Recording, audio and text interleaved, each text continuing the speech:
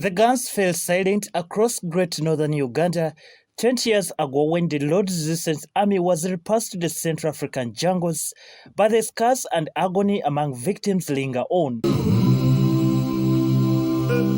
The LRA menaced large sources of northern Uganda, from West Nile, Acholiland to as far as Teso, plaguing villages, abducting children, killing and leaving a trail of destruction. It's nearly 20 years ever since the LRA war in northern Uganda came to an end, and the region is slowly recovering. However, some of the victims in this region, especially those in West Nile, freshly recount the moments.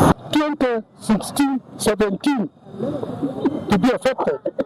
Up to now, I've been following up to Kampala documents of complaints have reached his office and State House.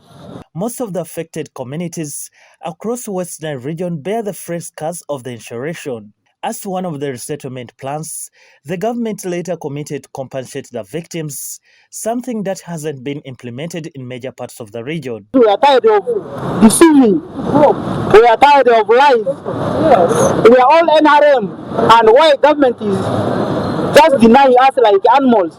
Now, NUSAF has not had any impact.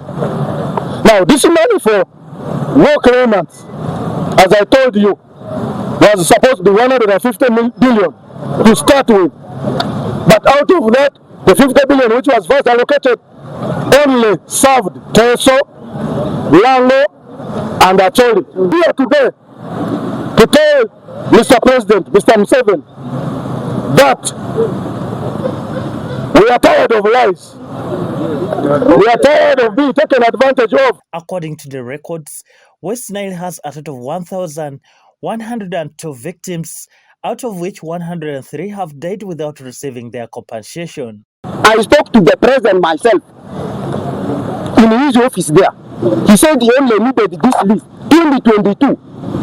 How many years now? When we are here. When we are here at the Mayor's Garden, even protesting.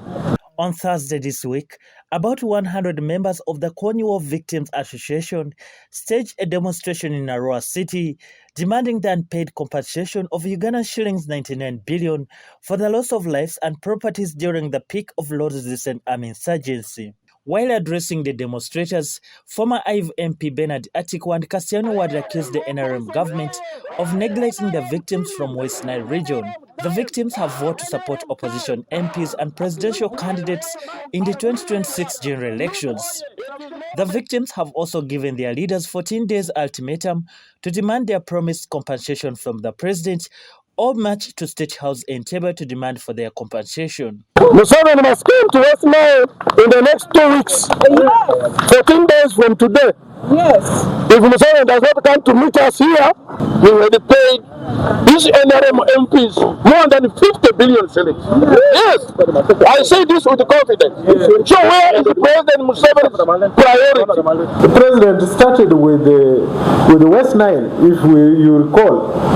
He was in Yumbe and launched the compensation for UNLF.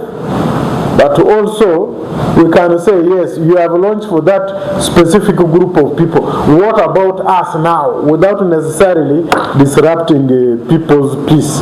Rashula did, NTV News.